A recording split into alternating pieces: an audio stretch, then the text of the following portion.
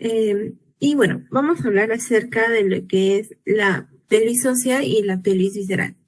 Vamos a empezar primero con la parte ósea y vamos a terminar con lo que refiere a la pelvis visceral y los órganos que van a implicar.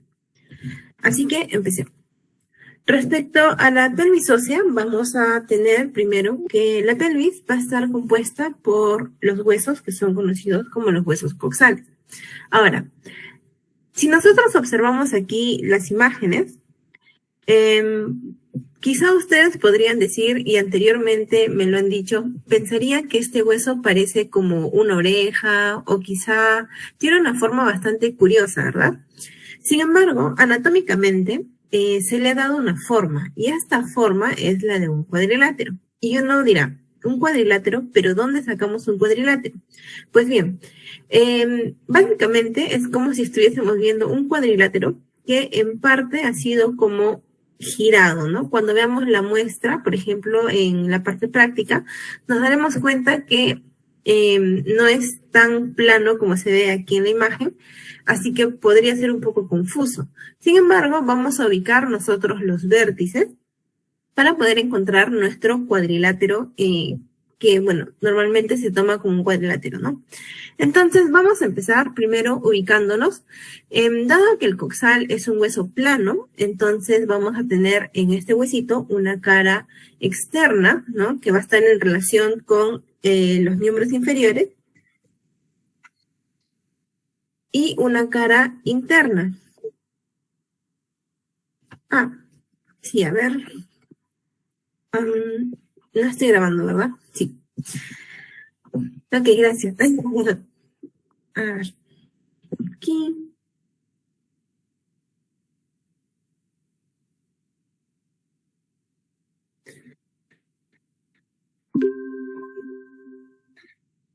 Ya está, ahora sí. Entonces, como iba diciendo, vamos a tener que la pelvis ósea va a estar compuesta por los huesos coxales. Estos huesos coxales tienen forma de cuadrilátero, que es como anatómicamente se describen. Ahora, para nosotros encontrar esta forma cuadrilátera, vamos a empezar a describir sus vértices. Como el coxal es un hueso plano, entonces vamos a tener una cara externa, ¿no? Que es la que estamos viendo hacia este lado, una cara externa, y una cara interna, que va a estar relacionado con los órganos y las vísceras, ¿no? Bien, entonces, el primer vértice que nosotros vamos a tener es un vértice que está hacia anterior y hacia superior. A este vértice se le va a conocer como la espina ilíaca antero-superior, o más conocida como la EIAS, ¿no? Espina ilíaca antero-superior. Ese va a ser nuestro primer vértice. Ahora, si hay una espina ilíaca antero-superior, hay una espina ilíaca postero-superior, que es nuestro siguiente vértice, ¿no? Entonces, espina ilíaca antero-superior, espina ilíaca postero-superior. Luego, los otros dos vértices van a ser hacia anterior, la parte más anterior, digamos, el extremo más anterior, que es conocido como el ángulo del pubis, y la parte posterior, que va a ser conocida como la tuberosidad isquiática, que es una superficie bastante más rugosa y que es más ancha y que de hecho es la superficie sobre la que nosotros nos sentamos, ¿no? Cuando, por ejemplo, nosotros ahora que estamos en la clase o hemos estado en la clase anterior, estamos sentados sobre alguna superficie ósea, aparte de los músculos de la región glútea, ¿no? Esa superficie ósea sobre la que estamos sentados es justamente la tuberosidad isquiática. Y bueno, ese es nuestro cuarto vértice. Una vez que tenemos nuestros 4 vértices, podemos pasar con nuestros bordes. Primero, el borde superior, que va a ir desde los 2 vértices, que son las espinas ilíacas, va a ser lo que se conoce como la cresta ilíaca. Luego, en el borde inferior vamos a tener lo que se conoce como la rama isquiopubiana. Y aquí explicaremos un poquito respecto al hueso coxal. Lo que pasa es que este hueso coxal estuvo compuesto por 3 pequeños huesecitos antes de que se termine de unificar, ¿no? Y estos 3 huesos fueron en la parte superior lo que se conoce como el ilion, la parte anterior que se conoce como el pubis y la parte posterior que se conoce como el isquio. Entonces, si nosotros estamos en la parte inferior, estamos en la porción isquio ¿sí? En la porción isquio-pubiana, ¿no? Pubiana hacia anterior, isquiática hacia posterior. Entonces, esta porción inferior se conoce como la rama isquio-pubiana, ¿sí? Ahora, luego vamos a tener los otros dos bordes, que van a ser el borde anterior y el borde posterior. Estos, a su vez, van a tener relieves que van a ser muy importantes, ya que van a servir de inserción, por ejemplo, para músculos o para ligamentos. En el borde anterior vamos a tener que si teníamos una espina ilíaca antero-superior, vamos a tener luego, inmediatamente inferior a esta, ¿no? Una espina ilíaca antero, pero inferior. Es decir, también está delante, pero está por debajo. Entonces será antero-inferior. Luego vamos a tener también una eminencia iliopectínea, que va a ser una pequeña elevación a nivel del borde anterior, que se va a terminar por continuar con lo que se conoce como una cresta pectínea, que es bastante más aguda, ¿no? Es como un borde bien definido, y finalmente va a terminar en lo que se conoce como la espina del pubis. Con ello terminamos con el borde anterior y pasamos con el borde posterior. En el borde posterior vamos a tener también una espina ilíaca, pero será la póstero inferior, ¿sí? A ambos lados, una póstero inferior. Y luego vamos a tener dos grandes escotaduras, la escotadura ciática mayor y la escotadura ciática menor. Entre la escotadura ciática mayor y la escotadura ciática menor veremos que hay la presencia de una saliente ósea. Esta saliente ósea se conoce como la famosa espina ciática. Ahora, algo que debemos conocer y debemos de tener como concepto claro es que no es lo mismo hablar de pelvis que hablar de cintura pélvica. Cuando nosotros hablamos de una pelvis en conjunto, nos vamos a referir a toda la articulación que implica los coxales a los lados, ¿sí? A los lados. Y en el centro vamos a tener al hueso sacro, que ya lo hemos visto. Entonces, la pelvis va a ser los coxales más el sacro. Y entonces, ¿qué es la diferencia de la cintura pélvica? Que es cuando nosotros hablamos de una cintura ósea, recordaremos, por ejemplo, ahora que acaban de ver miembro superior, habrán hablado de la cintura del miembro superior.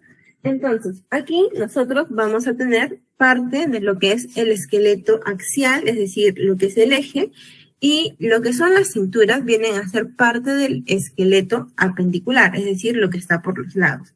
Por lo tanto, si nosotros tenemos la pelvis en conjunto, ¿cierto? Vamos a tener en la línea media al sacro y a los lados vamos a tener a los coxales.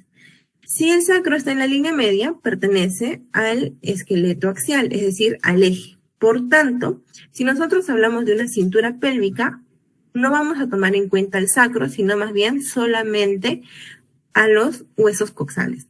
Entonces, la diferencia entre pelvis y cintura pélvica es que la pelvis incluye el sacro y la cintura pélvica es solamente la unión entre los dos coxales, ¿sí? Bien, ahora vamos a ver un poco de las estructuras que vamos a encontrar en las caras del coxal, y estos van a ser los siguientes. Primero, en ambas caras siempre vamos a tener una estructura central que nos va a dividir ambas caras en dos porciones. Por ejemplo, en la cara externa vamos a tener una cavidad, ¿no? Esta cavidad se conoce como el acetábulo o el cótilo. Y a partir de esta, nosotros vamos a dividir nuestra cara externa en dos porciones, una porción superior y una porción inferior. Respecto al acetábulo, diremos que esta depresión va a llegar a articularse con la cabeza del fémur. Y la importancia de esta depresión es que tiene dos porciones. La primera, que es periférica, diremos, va a estar cubierta de cartílago, en específico va a estar cubierto de un rodete, va a ser la porción articular del acetábulo. Mientras que la porción central o la fosita acetabular no va a articularse directamente con la cabeza del fémur, ¿no?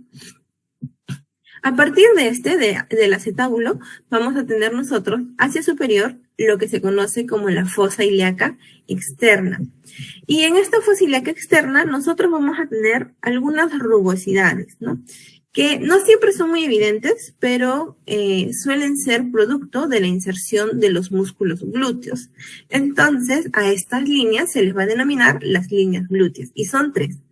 Una línea glútea anterior, una línea glútea posterior y una línea glútea inferior. ¿Cómo los podemos reconocer? De la siguiente manera. Las líneas glúteas, tanto anterior como posterior, van a nacer a partir de esta escotadura, la escotadura ciática mayor. Entonces, si nosotros partimos de la escotadura ciática mayor y primero vamos hacia arriba y hacia anterior, entonces vamos a tener a la línea glútea anterior. Y la ubicamos porque va a estar intersectando con la cresta ilíaca. Esa es la primera línea glútea. La segunda línea glútea también nace en la escotadura ciática mayor, pero ya no va hacia superior y hacia anterior, sino que va hacia superior, pero hacia posterior, ¿no? Es mucho menos notoria y es más corta. Luego vamos a tener la tercera línea glútea, que es la línea glútea inferior. Esta, más bien, se va a ir a lo que corresponde al techo acetabular.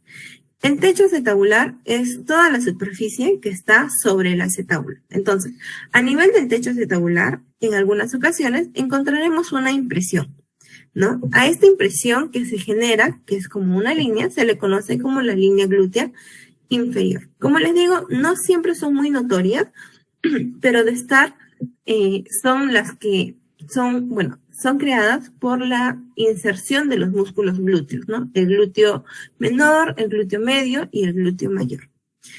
El glúteo menor a nivel de la línea glútea inferior, el glúteo medio a nivel de la zona entre ambas líneas glúteas anterior y posterior, y el glúteo mayor va a ocupar toda la zona o la región glútea, ¿no? Va a cubrir todo lo que es la fosa ilíaca externa, de forma superficial. Bien, por último, la zona inferior de la cara externa va a corresponder a un agujero que más adelante lo vamos a ver porque es importante en cuanto a las estructuras que van a pasar por ahí. Estos agujeros se van a conocer como los forámenes obturadores. Luego vamos a tener la cara interna. La cara interna también se va a dividir en dos porciones. Lo que lo divide es una curva, un relieve, que se va a continuar no solamente en el hueso coxal, sino también incluso genera todo un arco junto con las alas del sacro y que en conjunto se le conoce como la línea arqueada, ¿no? La línea arqueada. A partir de la línea arqueada, nosotros vamos a tener una fosa ilíaca interna o fosa ilíaca seca, ya que usualmente a esta depresión es la que se le conoce como fosa ilíaca por su inserción con el músculo ilíaco. Y por debajo vamos a tener al agujero que ya habíamos visto, ¿no? Que es el foramen obturador. Bien. Algo que mencionar es que, por ejemplo, en esta imagen tenemos una representación de lo que habría sido el coxal con sus tres porciones, ¿no? La porción ilíaca, la porción púbica y la porción isquiática. Estos se van a llegar a unir y el punto de unión de estos tres huesitos va a ser a nivel del acetábulo. De modo que si nosotros hemos unido, ¿no? Huesito y huesito, nos vamos a dar cuenta que van a haber como pequeñas ranuras.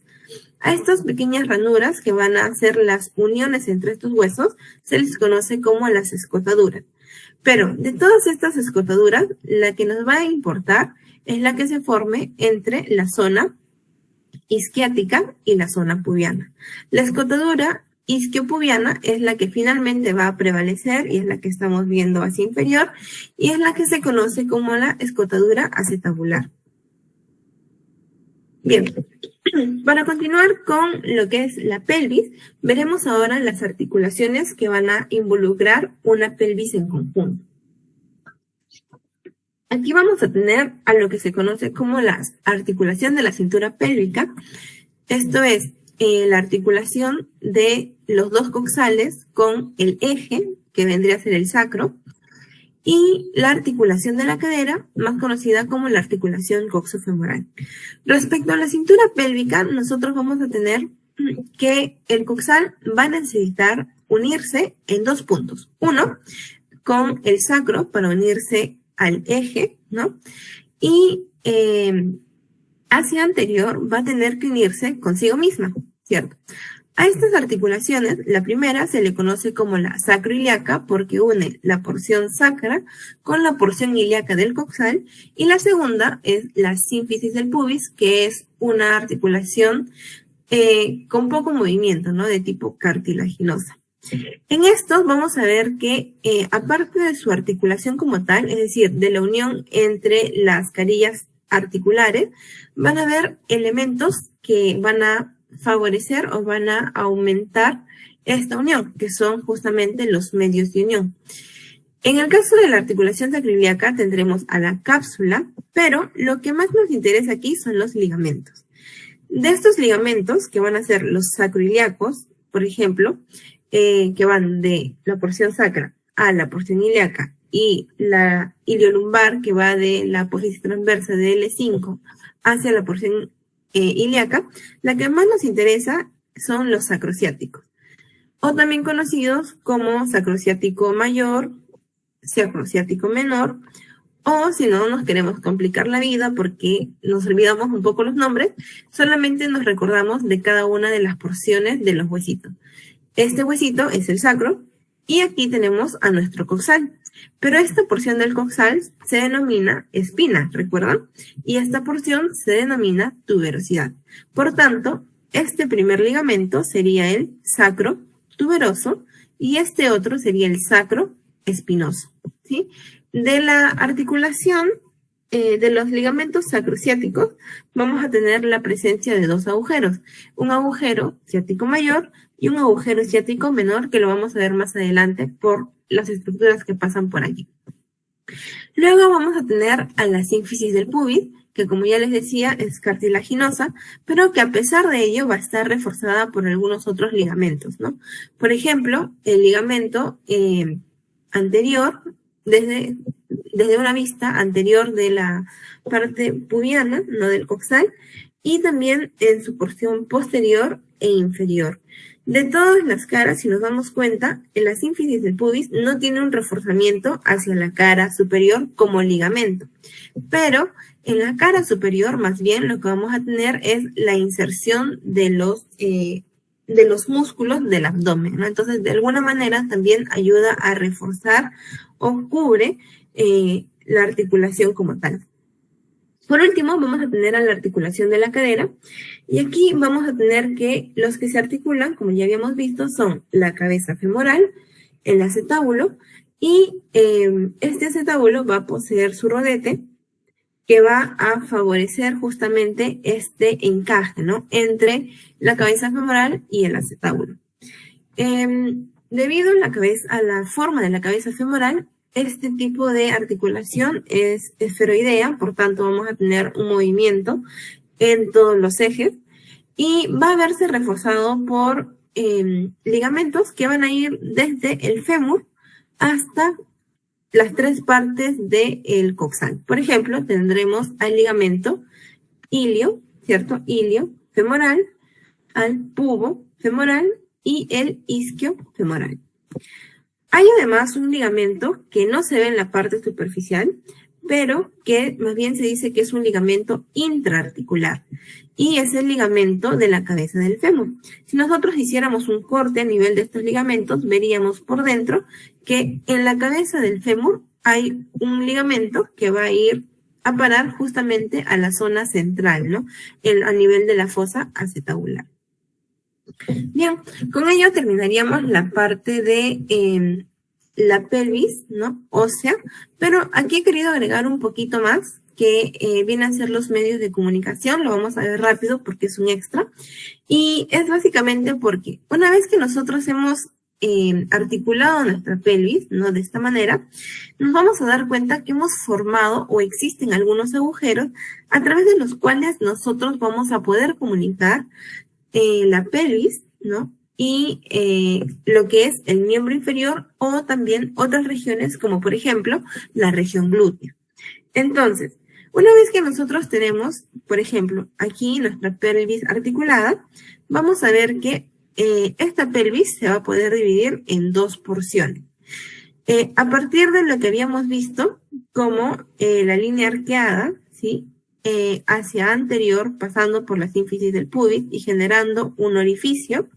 Este orificio nos va a dividir lo que se conoce como la pelvis mayor a partir de este orificio hacia arriba y a partir de este orificio hacia abajo, la pelvis menor. ¿Cuál es lo importante con esta separación entre pelvis mayor y pelvis menor? En que la pelvis mayor va a ser asiento de estructuras del sistema digestivo. Por ejemplo, a este nivel tendremos todavía parte de las asas intestinales, ¿no? Mientras que la pelvis menor va a estar más relacionada con el aparato urogenital. Aquí tendremos las vísceras que vamos a ver más adelante. Entonces, de todas maneras, a pesar de que están estas estructuras o las vísceras que vamos a ver más adelante, hay estructuras que van a pasar desde la zona abdominal, desde la pelvis mayor, hacia la pelvis menor, y de la pelvis menor van a llegar hacia la zona femoral o miembros inferiores, así como también pueden llegar a la región glútea, que es la parte posterior, ¿no? A este conjunto de estructuras o agujeros por los cuales pueden pasar pedículos vasculonerviosos, entre otros, se les conoce como medios de comunicación. Y vamos a verlos de forma rápida. El primer medio de comunicación que vamos a ver es el llamado anillo crural. Y este anillo crural va a ser parte de lo que se conoce como el espacio subinguinal. Si nosotros tenemos nuestro hueso coxal, como estamos viendo aquí, y trazamos, o bueno, trazamos sobre él a través de un ligamento, que es el ligamento ilioinguinal, ¿no? Desde la espina ilíaca anterior superior hasta el ángulo del pubis. Entonces vamos a tener si trazamos este ligamento, vamos a tener todo un espacio por debajo, ¿cierto? Todo este espacio que queda por debajo de este ligamento se conoce como el espacio subinguinal.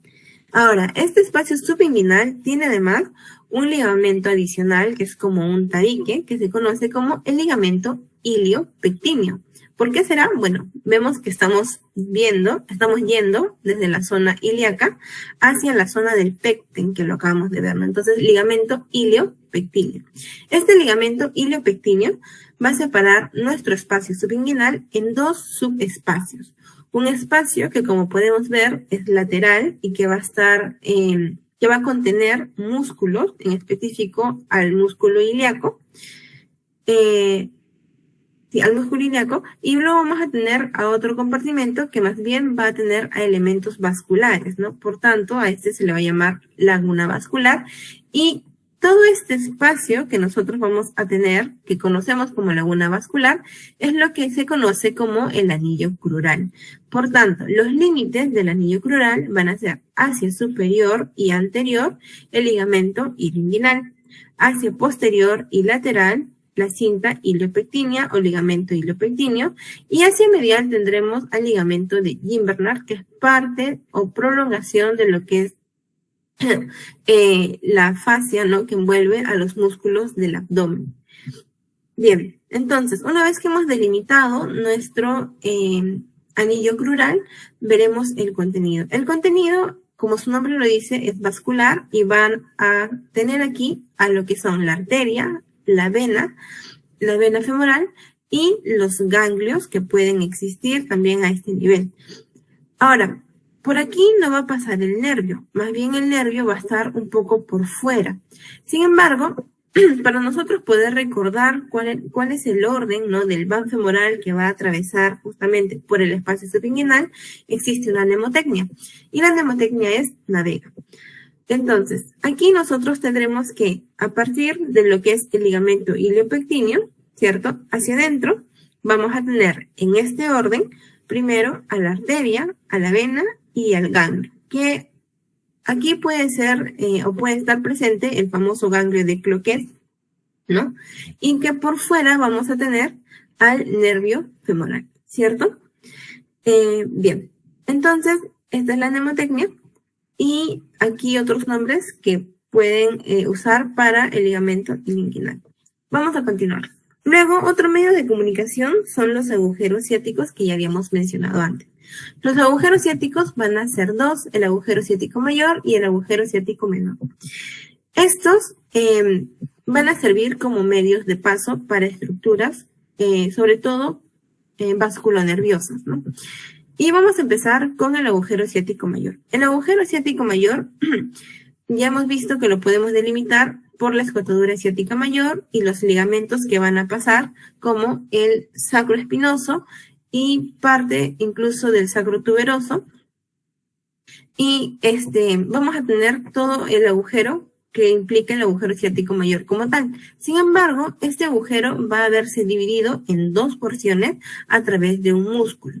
Este músculo es bastante delgadito y nace de la cara anterior del sacro.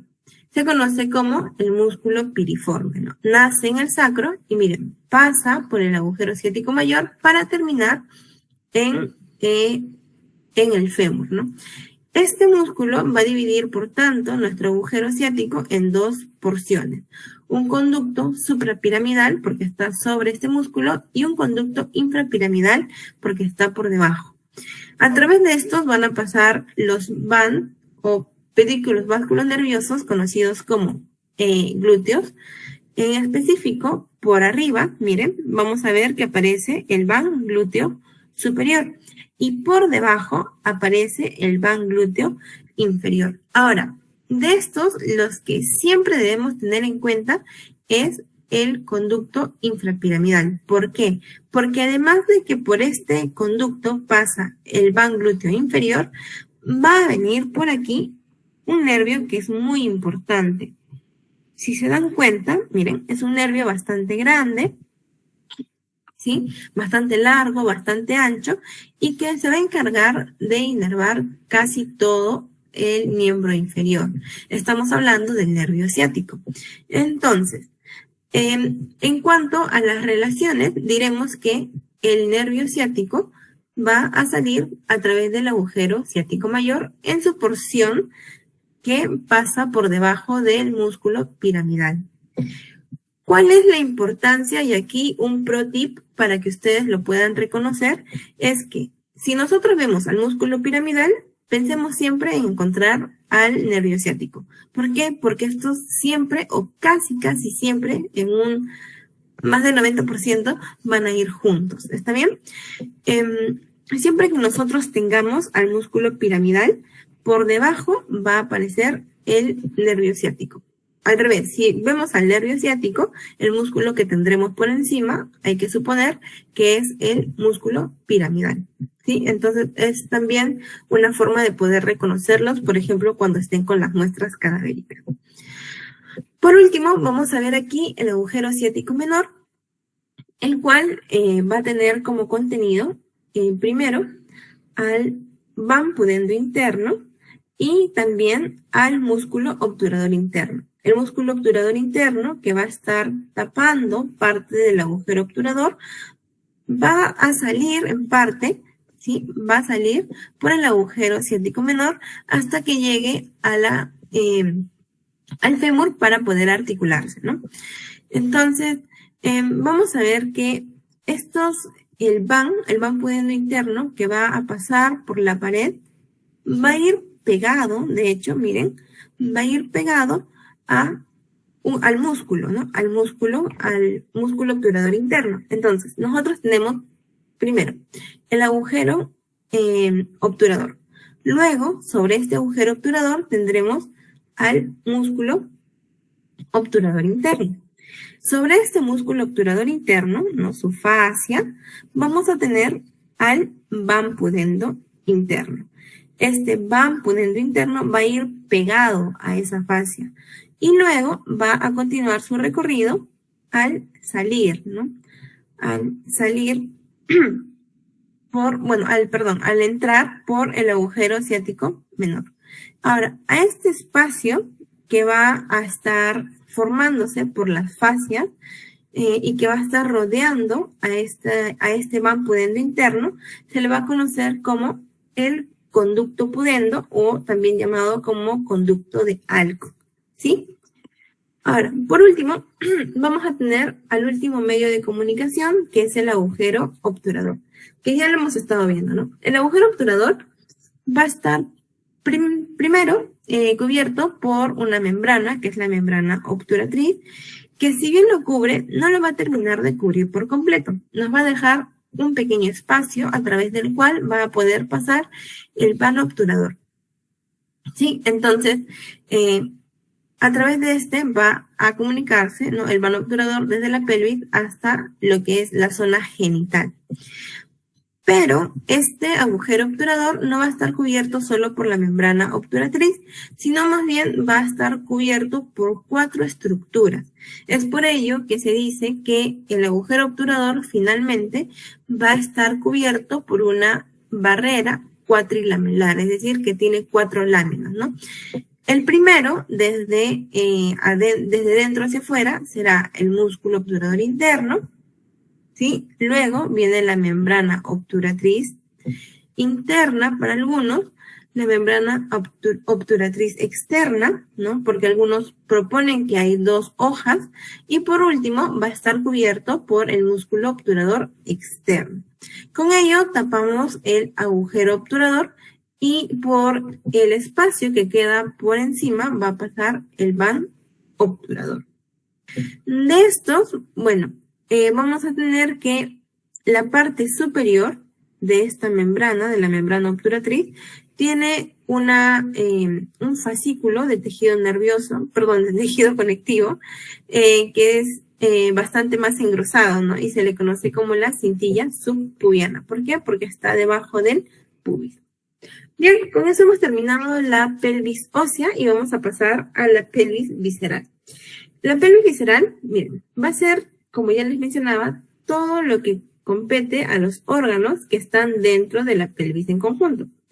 Entonces, si la pelvis en conjunto incluye pelvis mayor con la parte última del sistema digestivo y pelvis menor con la parte urogenital, entonces lo que corresponde a la pelvis visceral va a ser, primero, de forma general, siempre va a ser hacia anterior la vejiga, ¿sí? La vejiga, luego hacia posterior el recto y ano, y también vamos a tener que de forma común van a tener a los uréteres y ya de forma específica, según los sexos, tendremos al útero, ¿sí?, a la vagina, trompas de falopio, ovario, y si es varón, pues tendremos a la próstata, ¿no?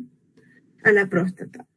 Lo que está por fuera de la pelvis, ¿sí?, lo que está por fuera de la pelvis viene a ser lo que corresponde a la región del perineo, ¿sí? Y eso no lo vamos a ver ahora, estamos viendo pelvis visceral, es decir, lo que está por dentro.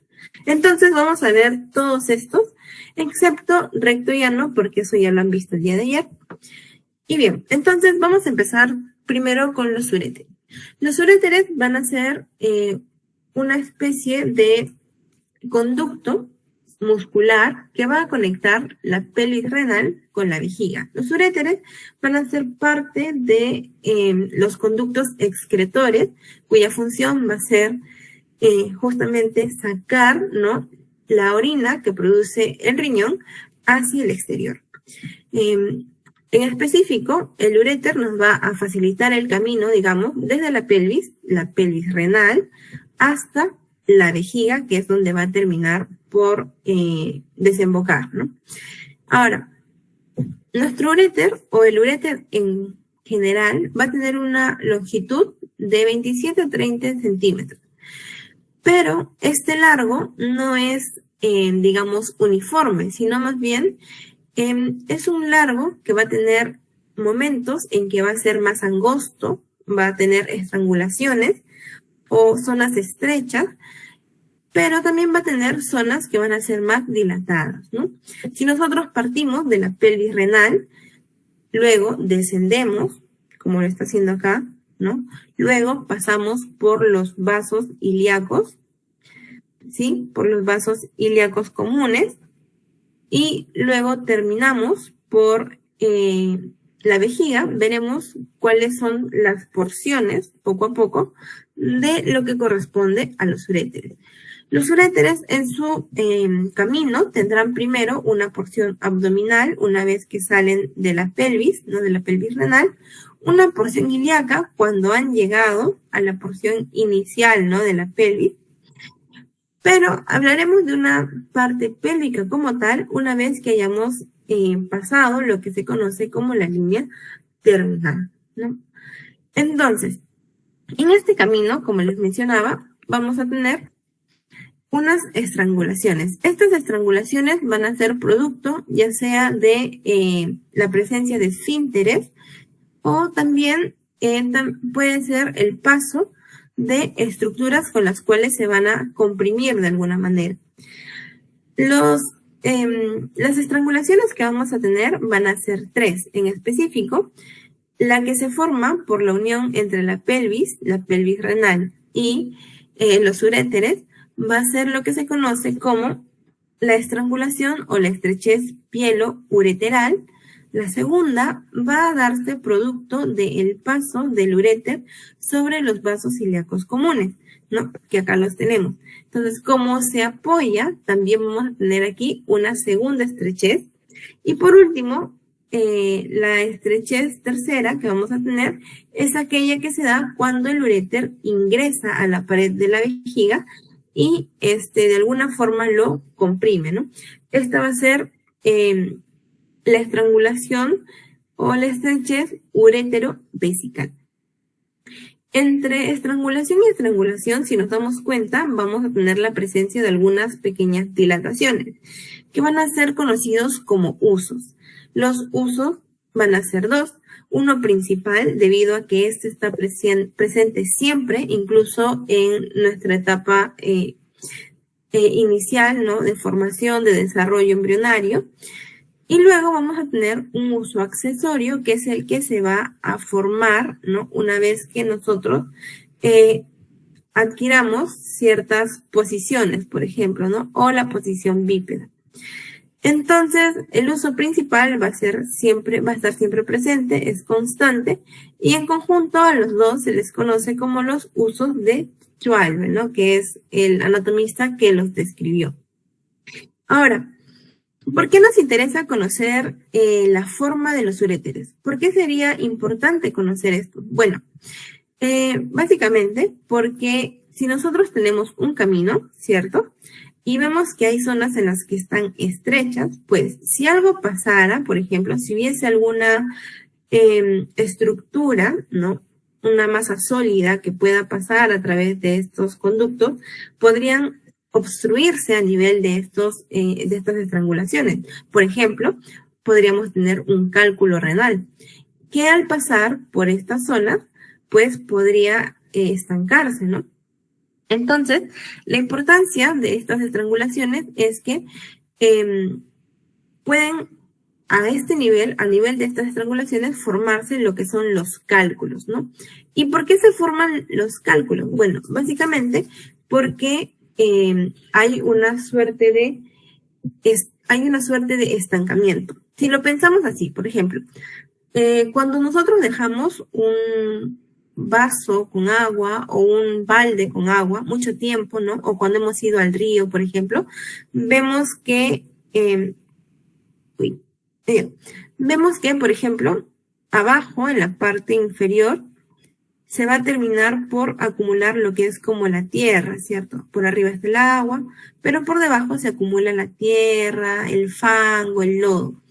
Eso que se acumula cuando nosotros tenemos, por ejemplo, nuestro orine y también generamos una especie de parada, va a favorecer a que se formen estas plaquitas, ¿no?, que en este caso van a ser placas de sales y van a favorecer la formación de los cálculos. Sin embargo, no es normal que nosotros formemos cálculos. ¿Por qué normalmente nosotros no formamos cálculos? Bueno, básicamente por nuestra propia anatomía. ¿Cómo así? Pues, la disposición de nuestros uréteres, si nos damos cuenta, son desde hacia arriba hacia abajo. Y esta disposición nos ayuda, junto a la gravedad, a que, por ejemplo, si nosotros hemos formado recientemente nuestra orina, que la orina es estéril, no tiene microorganismos, entonces esta pueda correr, ¿no? Desde arriba hacia abajo, sin un flujo retrógrado. Eso es uno. Lo siguiente es que, por ejemplo, ¿qué pasaría si tengo una obstrucción muy pequeña? Entonces, nuestro uréter, que está cubierto, está formado por una túnica muscular, lo que hace es empujarlo, empujarlo, empujarlo. Con la túnica muscular, lo que genera el uréter es un movimiento peristáltico, lo que favorece que cualquier cosa que haya por aquí, por su luz, que pueda estar obstruyendo o que simplemente esté pasando, no se quede, ¿no? Porque lo hace avanzar por ese movimiento peristáltico. Entonces, ¿por qué nosotros normalmente no formamos cálculos? Bueno, por nuestra propia anatomía, ¿no? La disposición de nuestros uréteres y también el peristaltismo, apoyado ambos por la gravedad, ¿no? Que favorece que nada de lo que hay en esta luz se quede, más bien caiga. Bien, pero ¿qué nos ayuda más bien a que nuestro uréter no se mueva y se quede en esta disposición vertical? Pues sus elementos de fijación, que van a ser básicamente el peritoneo, que lo va a adosar hacia la pared posterior del abdomen, y el ligamento ureterorenal de Navarro, que va a adherir al uréter hacia el polo inferior del riñón, ¿no? Por último, tendremos un poquito acerca de su irrigación y su inervación. Y estos van a ser, las ramas ureterales que van a venir de, por ejemplo, las arterias ilíacas o las vesicales, ¿no? Y estas, de forma resumida, van a ser las ureterales superior, media e inferior. Y sus nervios van a depender bastante de la región en la que se encuentran. Por ejemplo, si nos encontramos en la porción superior del uréter, ¿no? En su nacimiento, este va a ser inervado por el plexo renal. Si vamos bajando, la zona media será inervado por el plexo hipogástrico, y en la zona inferior o su porción inferior será inervado por el nervio hipogástrico, ¿no? Que es rama del plexo hipogástrico inferior. Bien, con eso terminamos con los uréteres y pasamos a la vejiga. ¿Qué es la vejiga? La vejiga es un órgano también muscular, pero que hace de receptáculo, es decir, que va a recibir a la orina y la va a almacenar. Ahora, nuestra vejiga va a estar ubicada en nuestra pelvis menor y va a estar limitada hacia anterior por la sínfisis del pubis, hacia posterior con el recto, ¿no? Y si es en el caso de las mujeres, en parte estará delimitado por el útero y la vagina, y también en el caso de los varones estará delimitado por la próstata, ¿no? Hacia inferior. Bien. Nuestra vejiga, ya que va a recibir la orina que ya está produciendo el riñón, va a tener que limitarse, ¿no? Es decir, va a tener un tope a partir del cual nosotros, a pesar de que tomamos agua, decimos, me dieron ganas de orinar. Esa capacidad que soporta la vejiga hasta que uno dice, me dieron ganas de orinar, son de 300 a 350 centímetros cúbicos, ¿no? Y cuando uno los excede es cuando ya tiene la sensación o la necesidad de ir al baño. Esto en condiciones normales. Si nosotros, por ejemplo, tomáramos mucha cantidad de agua de forma rápida, también vamos a tener la necesidad de orinar de forma más pronta.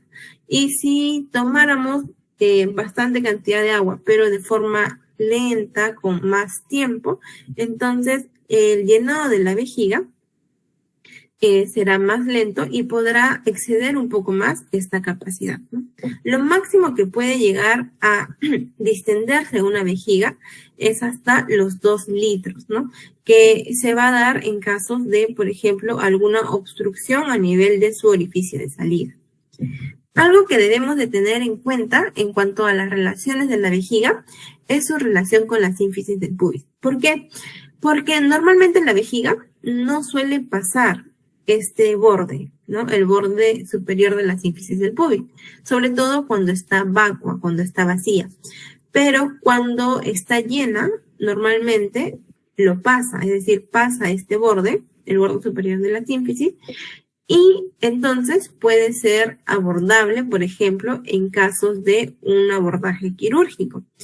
Pero también, y aquí viene una aplicación que nosotros podemos usar durante nuestra etapa clínica, es que, por ejemplo, si nuestra vejiga estuviese tan distendida, ¿cierto? Tan distendida que ha pasado el borde superior de la sínfisis del pubis, entonces nosotros podríamos palparlo, ¿no?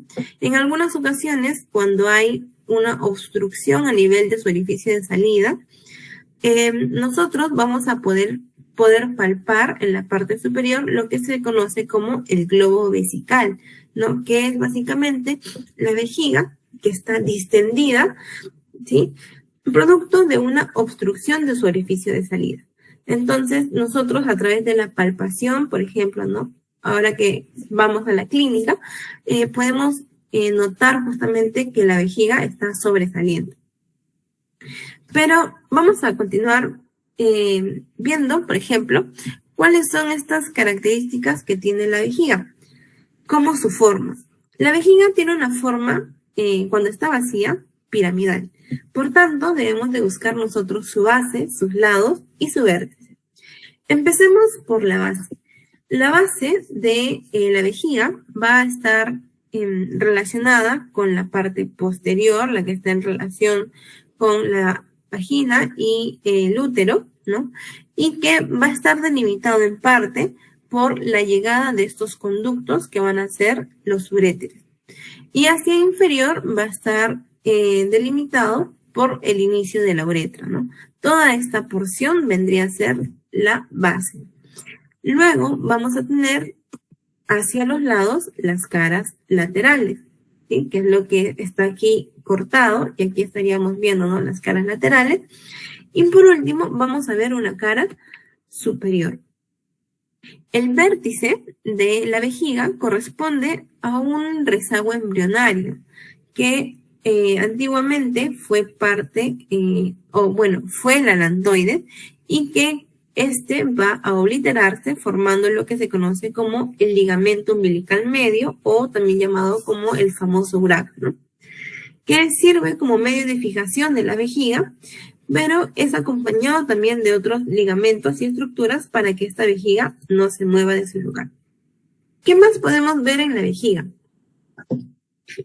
Bueno, vamos a encontrar aquí que la vejiga está compuesta, como toda víscera, por capas, ¿no? Primero una capa serosa, luego una capa muscular y por último una capa mucosa. En el caso de su capa o su túnica serosa, vamos a ver que la vejiga va a tener capas serosas de diferentes orígenes, digamos. Por ejemplo, uno de ellos es el peritoneo, que es el que va a estar cubriendo por toda la parte superficial a la vejiga. Miren, por ejemplo, aquí lo estamos viendo, ¿no? Recordemos que el peritoneo cubre todo lo que es la pared abdominal, ¿cierto? La pared abdominal lo va a cubrir. Pero este peritoneo, cuando cae, digamos, hacia la parte inferior, es como una manta y cubre todo lo que está por debajo, lo tapa. Lo mismo hace con la vejiga. Entonces, la vejiga prácticamente queda cubierta por este peritoneo. Es por ello que se dice que la vejiga es subperitoneal.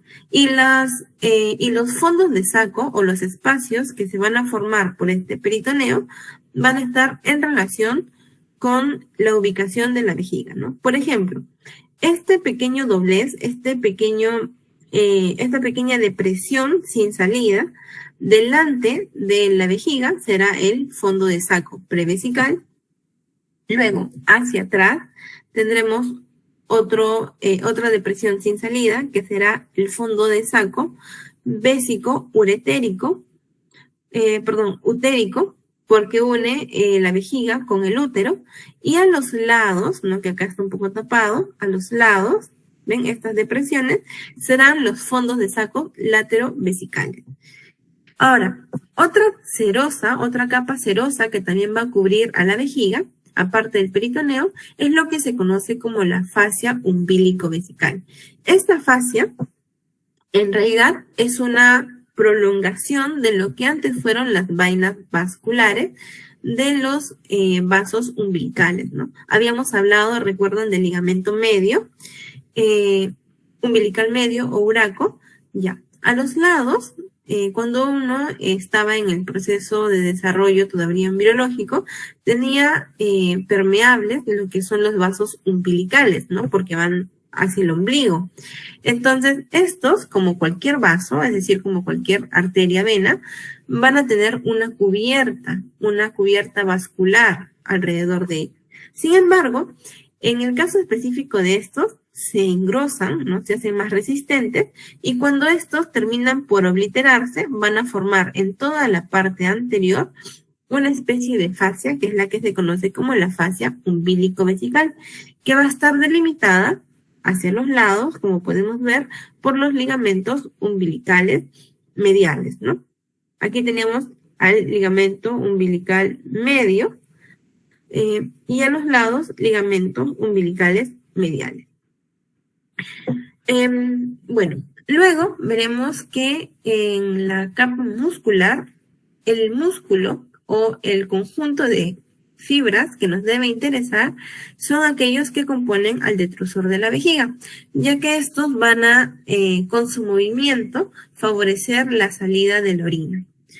Luego, en el caso de la mucosa, vamos a encontrar que la vejiga tiene estructuras muy importantes, como por ejemplo la llegada de los orificios ureterales, ¿no?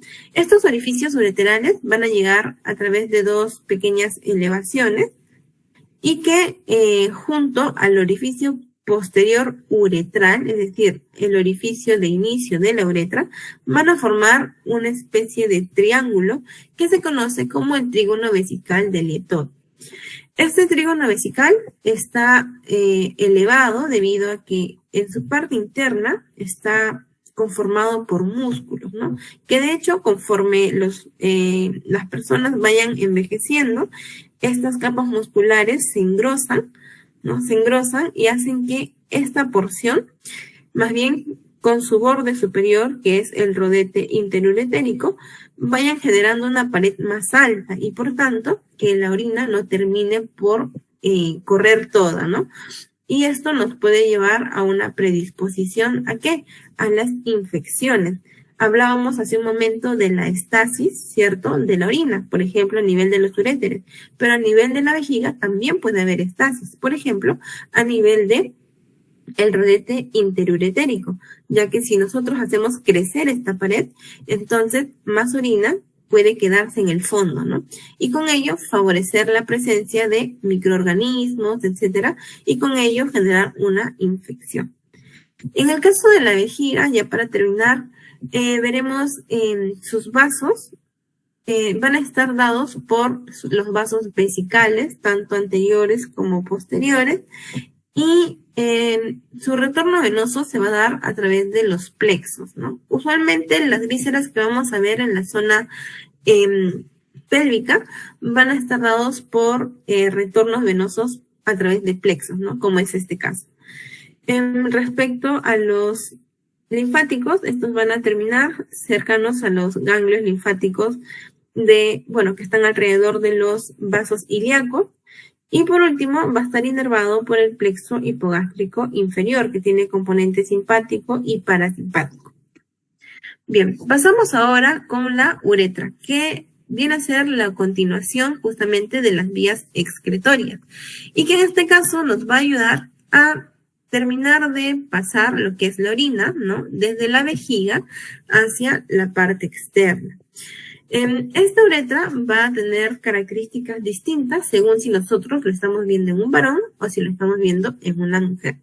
En el caso del varón, vamos a darle un poco más de importancia ya que tiene mayores relieves y mayores dobleces. En cambio, en el caso de la uretra femenina, es bastante corto y es bastante breve, ¿no?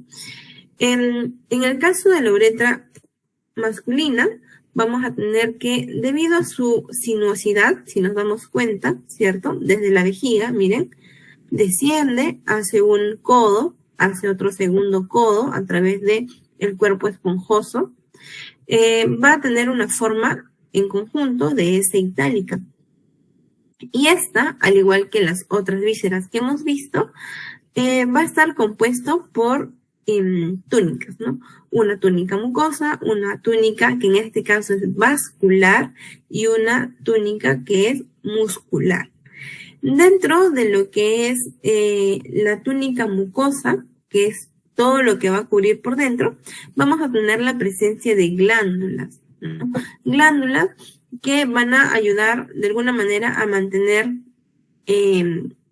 húmedo todo el conducto, ¿no? Vamos a encontrar húmedo el conducto, ya que van a ser glándulas que secreten justamente, bueno, van a haber también otras glándulas que van a ser seminales, ¿no? Van a mezclarse entre ambas y van a mantener de esa manera el conducto húmedo, en el caso de los varones. ¿Qué más también vamos a encontrar en la porción interna? En la porción interna mucosa, en la porción exactamente prostática, porque pasa a través de la próstata, vamos a encontrar relieves como el famoso verum montanum, ¿no? El verum montanum, que es una elevación que va a estar presente a nivel de la uretra prostática y que va a tener en su centro un pequeño orificio que es conocido como el utrículo.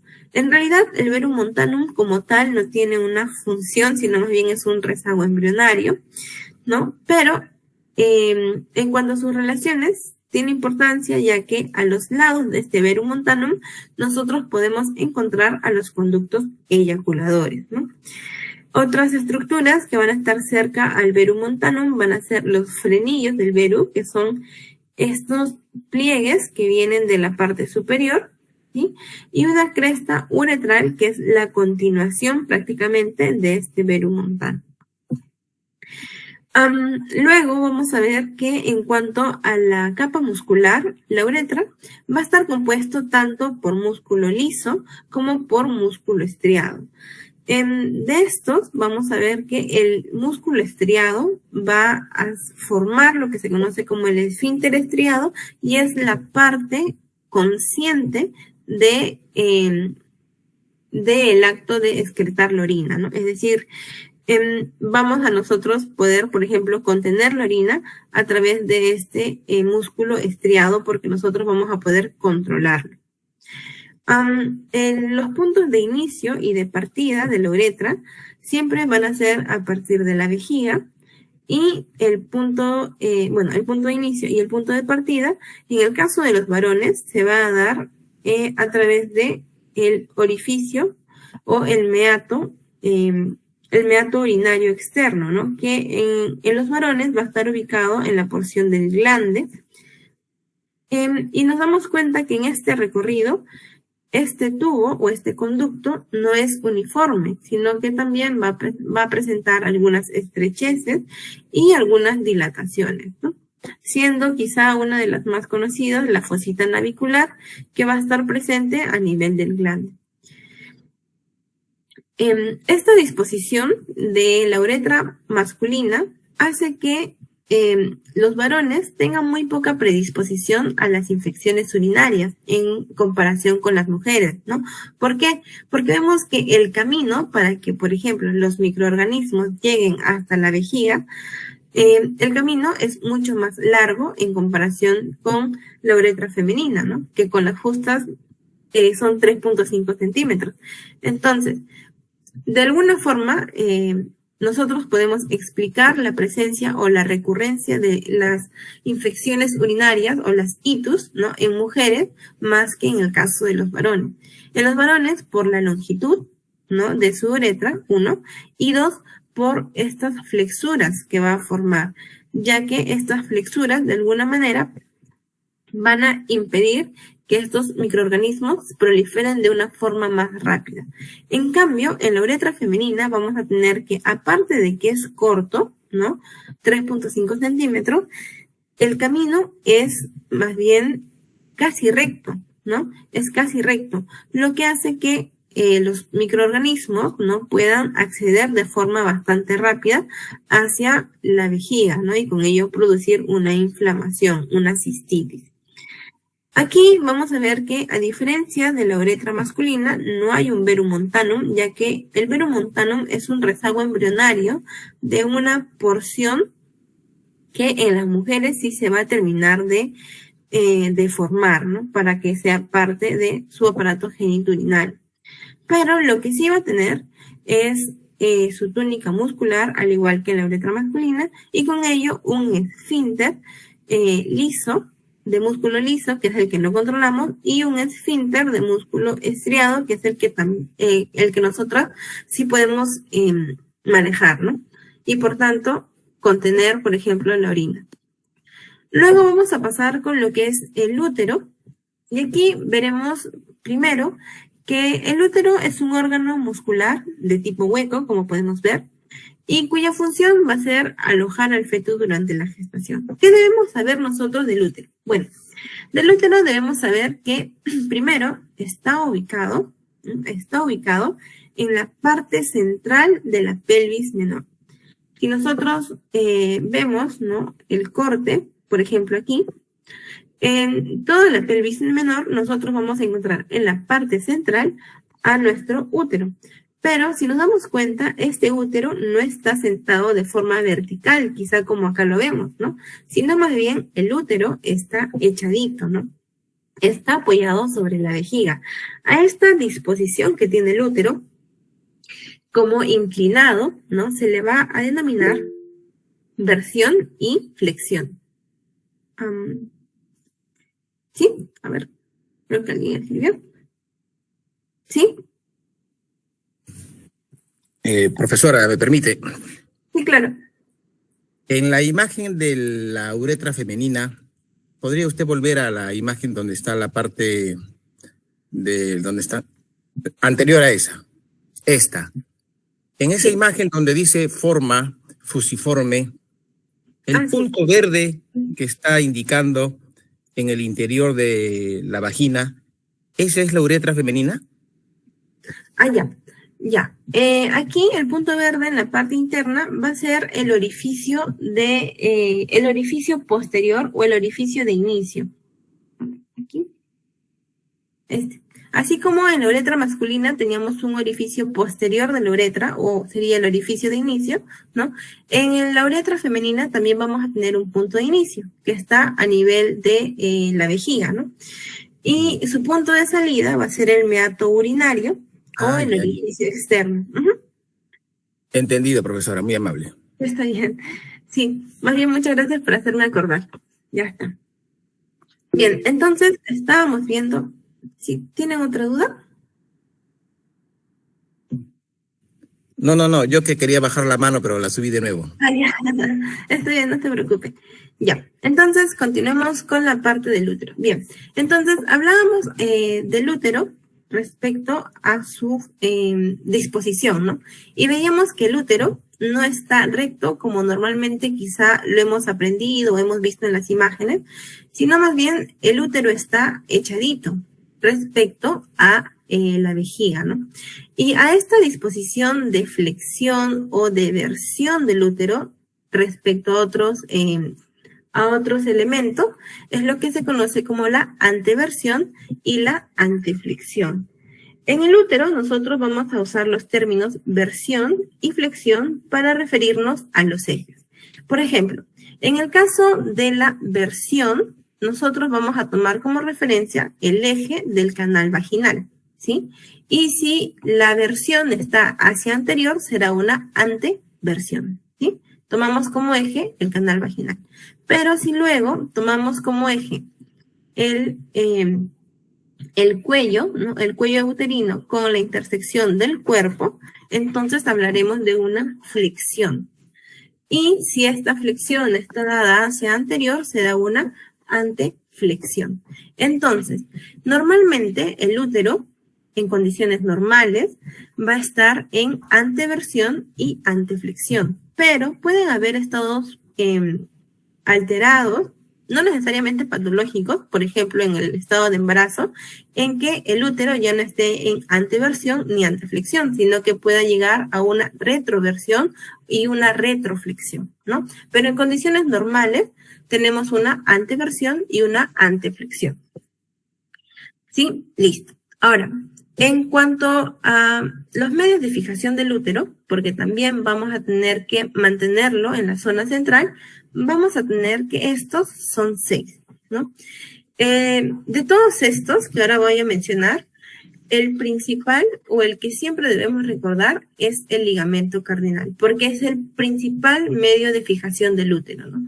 A este ligamento cardinal también se le va a conocer como ligamento de McEnroe, ¿sí? Y bien, ahora vamos a ver cada uno de estos medios de fijación. El primero es el peritoneo. Recordemos que el peritoneo cubre toda la cavidad abdominal, pero este peritoneo en la parte pélvica lo va a tapar como si fuese una frazadita, ¿no? Como una colchita, solo por encima. Lo mismo pasa en el útero. En el útero lo va a tapar solo por encima, como si dejáramos caer una tela, ¿no? Y lo está cubriendo por sus caras. Entonces, el peritoneo que se va a adherir, en este caso, se va a adherir una cara anterior y otra cara posterior, van a ser uno de los medios de fijación del útero. Luego vamos a tener al ligamento redondo, que van a ser también a nivel de lo que vamos a ver que son las astas o los cuernos del útero, ¿sí? El ligamento redondo, desde posterior al ligamento redondo. También vamos a tener el ligamento pubo-cervical, que va desde la zona, la porción púbica, no desde el pubis, hasta el cervix del útero, pubo-cervical. Luego tendremos el útero sacro, justamente por las estructuras que van a unir. Luego vamos a tener como otro medio de fijación el piso pelviano, que acá no está graficado, pero que va a estar compuesto por el diafragma pélvico, ¿no? Con sus músculos, con los músculos del piso pélvico. Y finalmente el ligamento cardinal o también transverso, cervical transverso o de McEnroe, que es el principal elemento de fijación del útero. Una vez que hemos fijado nuestro útero, veremos que este tiene como configuración externa, es decir, en su parte externa vamos a reconocer algunas porciones, ¿no? Primero, desde superior hacia inferior, veremos que la parte más elevada, ¿no? Su extremo superior es lo que se conoce como el fondo y va a estar delimitado a los lados por el nacimiento de las tubas uterinas o también llamadas como las trompas de falopio. Una vez que nosotros pasamos las trompas de falopio, veremos toda una superficie bastante gruesa. Cuando nosotros lo tocamos, va a ser una superficie bastante dura, ¿no? Porque está compuesto principalmente de músculo y corresponde a lo que se conoce como el cuerpo. Luego, si nos damos cuenta y tocamos las partes externas del útero, veremos que tiene como una cinturita y se puede tocar en la muestra. Esa aparente cinturita es lo que se conoce como el istmo, ¿no? El istmo. Y lo que queda por debajo del istmo se conoce como el cuello. Y algo que debemos saber es que el cuello o el cervix del útero va a tener dos porciones. Si nos damos cuenta, el útero en esta imagen no está sola. El útero, por debajo, está relacionado con el canal vaginal, ¿sí? Todo esto que estamos viendo por debajo es el canal vaginal. Y si nos damos cuenta, el útero es como si se hubiese sentado, ¿ven? En el canal vaginal. Entonces, el canal vaginal está rodeando parte del cervix del útero. Es por eso que nosotros al cervix o el cuello del útero podemos darle dos porciones. Una porción que corresponde al útero como tal, ¿no? Que está por encima del nivel donde está unido el canal vaginal, que será a este nivel, ¿no? Toda esta porción será el cuello en su porción supravaginal y la porción del cuello que queda dentro del canal vaginal será la porción vaginal como tal. Y no solamente es una unión macroscópica, sino que incluso podemos ver que la porción que está o que corresponde a la porción del canal vaginal, ¿no? La porción del cuello que está dentro del canal vaginal adopta también la forma de su tejido epitelial, ¿no? El epitelio que va a recubrir la parte vaginal del cuello va a ser también un epitelio vaginal, ¿no? A diferencia de la parte del cuello que está dentro del mismo útero. Ahora, esta unión que vamos a tener entre el cuello del útero y la vagina, ¿no? Va a darnos, como vamos a ver más adelante, unos espacios que van a ser unos fondos de saco, es decir, unos fondos sin salida, ¿no? Unas depresiones. Pero eso lo vamos a ver ahora que veamos canal vaginal en la siguiente diapositiva. Por ahora veremos que hay dentro de la constitución del útero, ¿cierto? 3 túnicas. Primero, la serosa, que no es nada más y nada menos que la cubierta de peritoneo, como lo podemos ver, ¿sí? Luego vamos a tener la siguiente capa, que es la túnica muscular o el famoso miometrio, que es bastante grueso y que va a tener 3 capas, de hecho, musculares.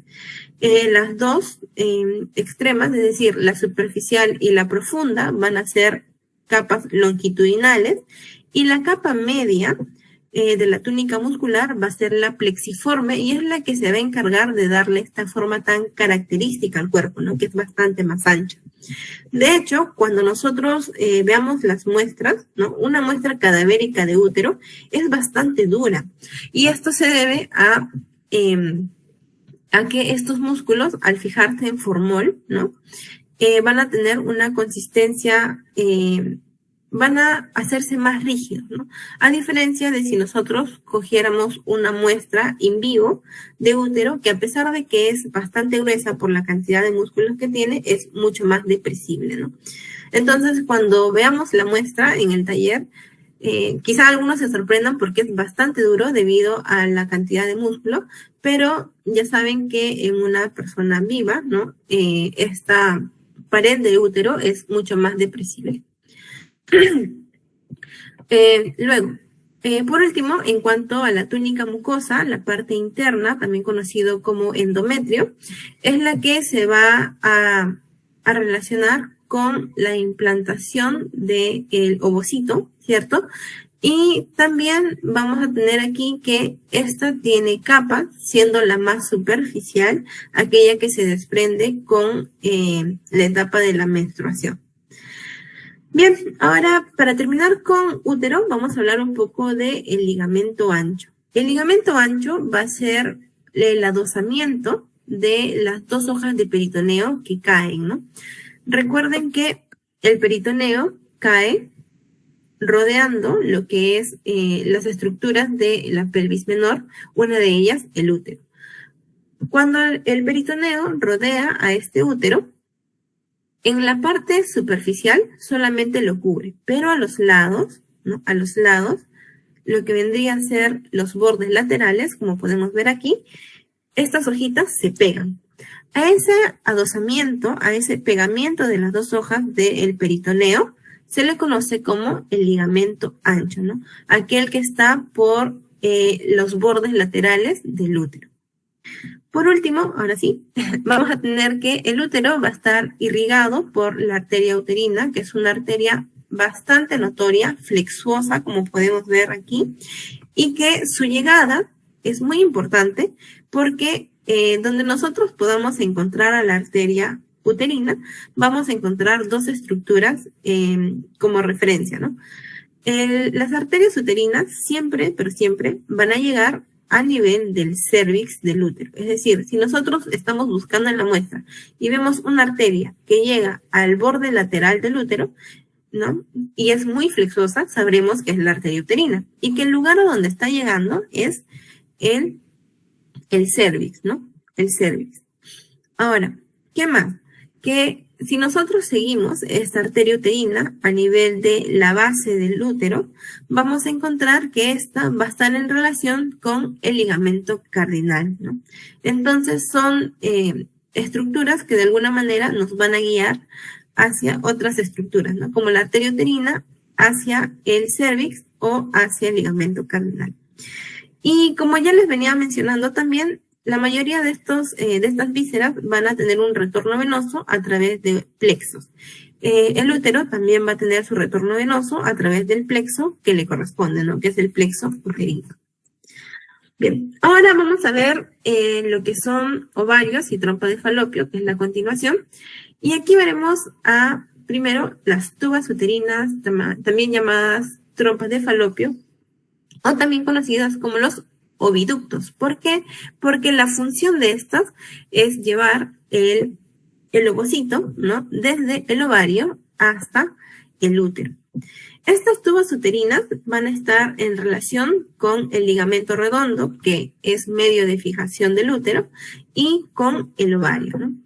Siempre que nosotros los veamos, encontraremos a la trompa de falopio delante del ovario, ¿sí? Y va a estar detrás del ligamento redondo, que es este, ¿no? Entonces, ligamento redondo va a estar delante de la trompa de falopio. Y la trompa de falopio va a estar delante del ovario. Siempre, no se olviden, ¿ya? Y bueno, la trompa de falopio también necesita fijarse. Su principal medio de fijación va a ser que sea la continuidad del útero. Ese es el principal medio de fijación. Y otros medios de fijación que van a apoyarlo van a ser el mesosalpinx, que va a ser la porción del peritoneo que une la trompa, ¿no? La trompa de falopio con la pared, ¿no? Con la pared posterior. Entonces, dentro de de las hojas que van a cubrir las estructuras en la zona pélvica, ¿no? En el peritoneo, el que cubre la cara lateral del útero se conoce como ligamento ancho. El que cubre a la trompa de falopio se conoce como mesosalpinx, ¿sí? El mesosalpinx. Y el que va a cubrir al ovario se va a conocer como el mesoovario. En el caso de la trompa de falopio, su medio de fijación va a ser el mesosalpinx. Pero también vamos a tener a un ligamento que va a encontrarse entre la trompa de falopio, entre una de sus prolongaciones, que son como deditos, y el polo superior del ovario, ¿no? A ese ligamento que une el polo superior del ovario con la trompa se le conoce como el ligamento tubo ovárico. Esta trompa de falopio va a estar compuesto en la parte externa por partes. Son 3 las partes que nosotros podemos reconocer. La primera es la parte intersticial, que es la porción de la trompa de falopio que está dentro de la pared del útero. Entonces es una porción intramural.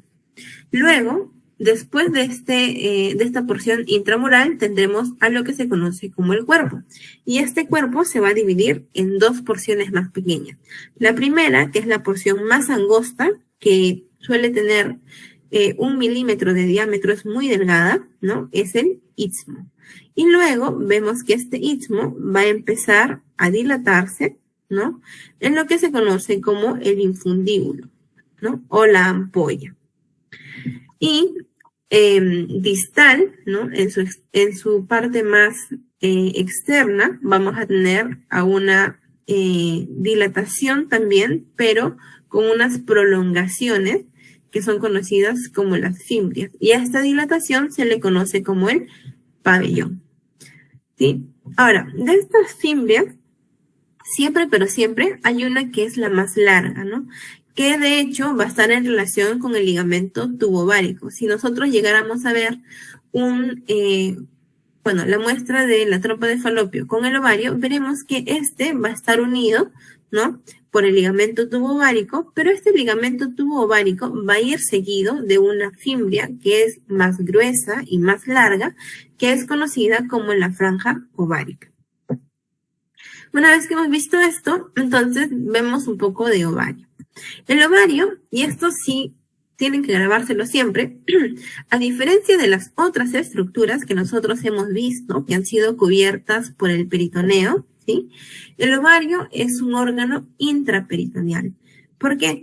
Porque vimos que, por ejemplo, el peritoneo en el útero lo cubría, ¿cierto? Pero solo por la parte superficial. y que se llegaba a dosar, pero en su parte lateral. Sin embargo, algo que no hace el peritoneo en el útero, por ejemplo, es llegar a la parte inferior. Es decir, la parte inferior del útero no está cubierta por peritoneo, ¿sí? Solamente va a estar cubierto hasta el nivel del istmo, hasta el nivel del istmo. Entonces, las estructuras normalmente van a estar cubiertas solo de forma parcial, pero el ovario va a ser una de estas estructuras que en estos adosamientos va a verse atrapado. Por tanto, se dice que este ovario es un órgano intraperitoneal, porque va a estar entre las dos hojas de peritoneo, ¿sí?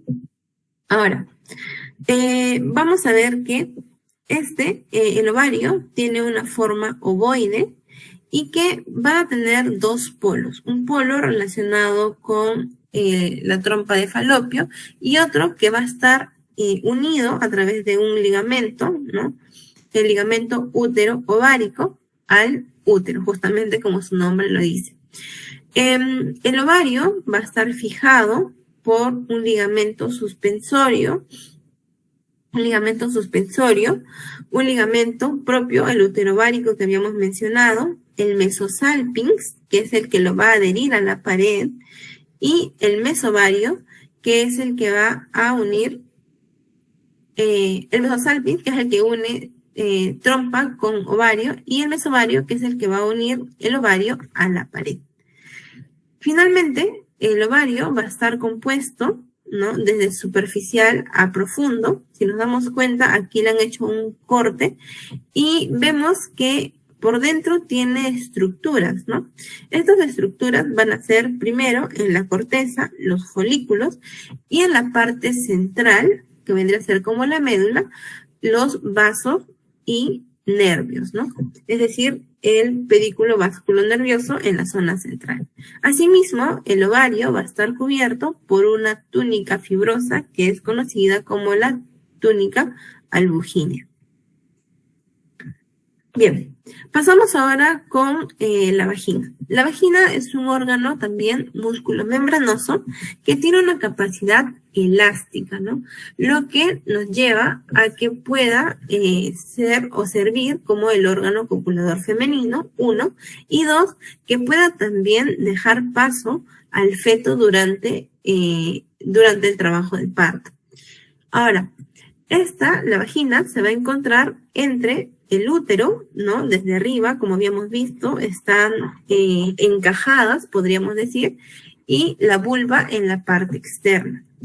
En promedio tiene una longitud de 9 centímetros y va a verse fijada por elementos como fascias de la zona pélvica, ¿no? La fascia pélvica como tal, el músculo elevador del ano, la fascia pubocervical y los ligamentos que estaban en relación con el útero. En cuanto a su configuración externa, no es muy complicada, de hecho es bastante más sencilla, ya que solo cuenta con un orificio interno, un orificio externo y caras, ¿no? Aquí estamos viendo la cara posterior y lo que se ha cortado en esta parte vendría a ser la cara posterior. Ahora, respecto a estos orificios, miren, veíamos antes en esta imagen que el útero está como sentadito dentro del canal vaginal, ¿cierto? Ahora, en esta imagen también lo podemos apreciar. Esto que estamos viendo es la porción vaginal del útero. Entonces, si nos damos cuenta, alrededor de esta porción hay como unos pequeños surcos, ¿no?, que están sin salida. A este espacio o a estos espacios se los conoce como fondos de saco vaginal. O también se les conoce como fornix vaginal, ¿no? Aquí hemos hecho un corte y miren, ahora lo estamos viendo. Tenemos el fornix o los fornix vaginal, que van a ser uno anterior, otro posterior y 2 laterales. En total van a ser 4 fondos de saco vaginal.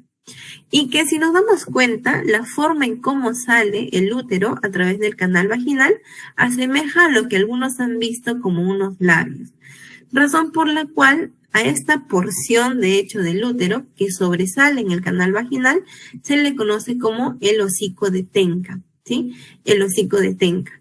Y este orificio que estamos viendo viene a ser el orificio inferior del útero, que en personas o en mujeres nulíparas, es decir, que no han tenido hijos, suelen ser bastante pequeños.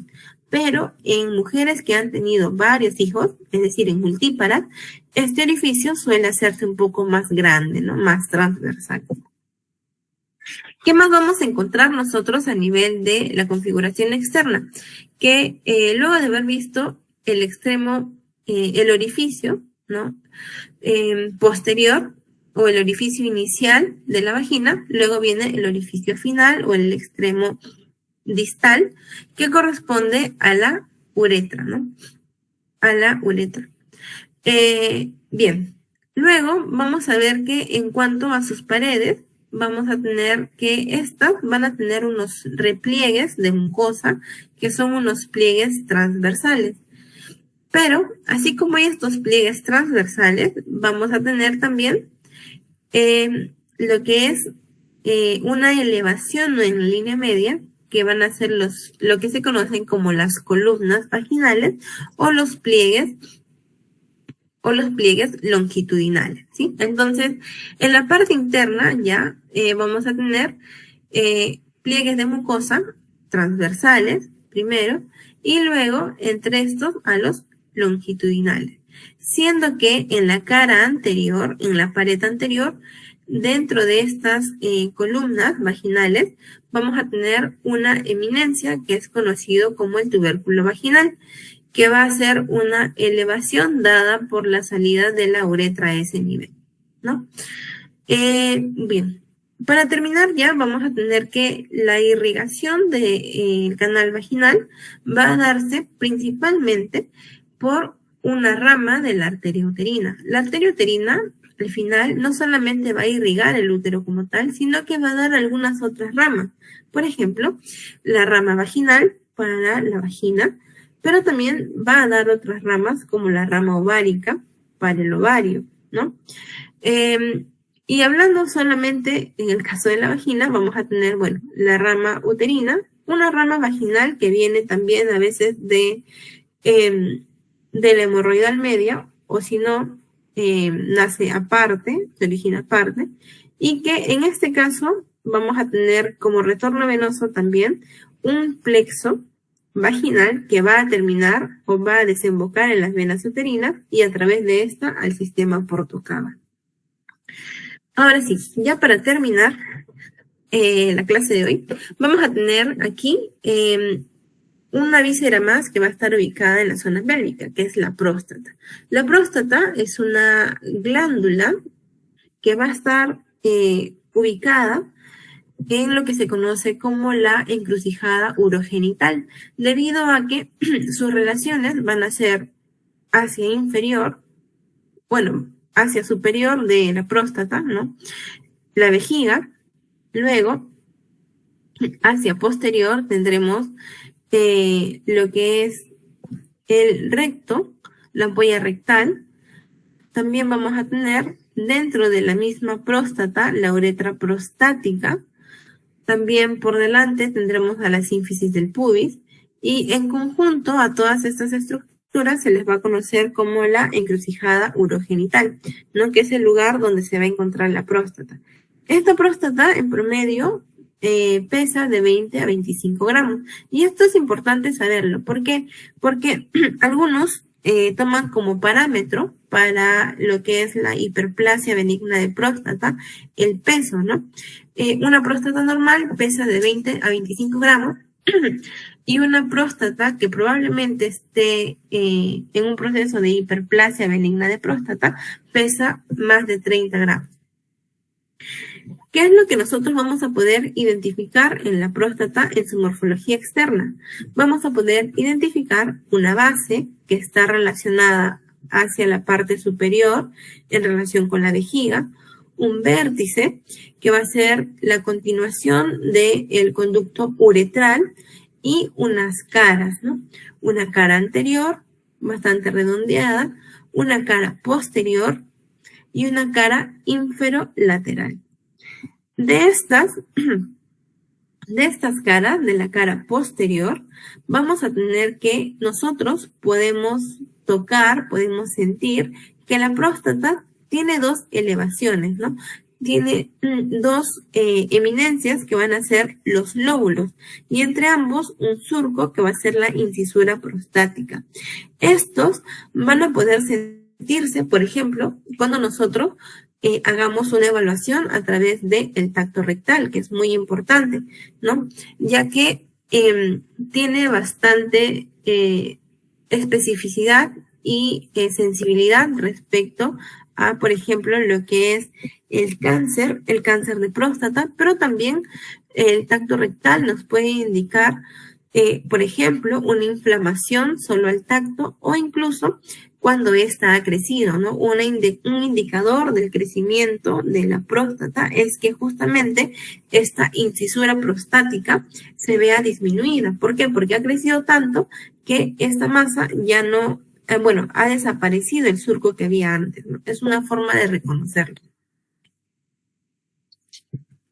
También vamos a ver que la próstata va a tener porciones, ¿no? O zonas que van a ser parte de su configuración interna y cuya importancia radica en que esta división nos ayuda a delimitar mejor lo que vienen a ser las afecciones, ¿no? A nivel de la próstata y cuáles son, por ejemplo, las alteraciones o patologías que van a estar más relacionadas con ciertas partes. ¿Cuáles son estas zonas? Van a ser las siguientes. Primero, nosotros partimos de este conducto, que es la uretra, donde están llegando los conductos deferentes y, la vesícula seminal, ¿cierto? Y vemos que alrededor de esta uretra tenemos una zona de transición, ¿no? La zona de transición va a estar compuesta por lo que son las glándulas mucosas periuretrales, porque estamos alrededor de la uretra. Luego, sobre esta se va a poner o va a estar la zona central, que va a estar compuesta por glándulas submucosas, ¿no? Y va a estar rodeando, como vemos, a los conductos eyaculadores. Y sobre estas dos vamos a tener a la zona periférica. La zona periférica va a contener a las glándulas prostáticas principales, ¿no? Y por último, vamos a tener una porción fibrosa o muscular, ¿no? Que es la porción más hacia anterior. De estas zonas que nosotros acabamos de ver, las que nos deben interesar principalmente son dos. La zona de transición, 1, y 2, la zona periférica. ¿Por qué? Porque la zona de transición va a estar relacionado con la hiperplasia benigna de próstata, es decir, es esta la zona que empieza a proliferar y a crecer, y luego la zona periférica es aquella que está, que está más susceptible a la inflamación y alteraciones como el cáncer. Y de hecho es esta zona, la zona periférica, la que nosotros palpamos a través del tacto rectal, ¿no? Si nos damos cuenta, la zona periférica está hacia posterior y es la que nosotros vamos a tocar, ¿no? En los lóbulos y las incisuras a través del tacto rectal, ¿no? Y con ello podemos identificar, por ejemplo, la presencia de masa, si ha crecido o si tiene un borde irregular, ¿no? Que nos indicarían en parte la presencia de algún cáncer o de algún tumor. Entonces, esa sería la importancia de conocer la configuración interna de la próstata. Y para terminar, ahora sí, vamos a tener que la próstata va a estar irrigada, ¿no? Por ramas de la vesical inferior, la cual se va a dividir en dos ramas prostáticas, algunas centrales que van a estar relacionadas con la uretra prostática y algunas ramas periféricas que van a ser para el resto del parénquima, ¿no? Finalmente, el retorno venoso se va a dar a través de lo que se conoce como el plexo retropúbico o de Santorini. Y, básicamente eso sería todo lo que vamos a ver el día de hoy. Estas son las referencias. Espero que se haya entendido y si tienen alguna duda me la pueden hacer saber.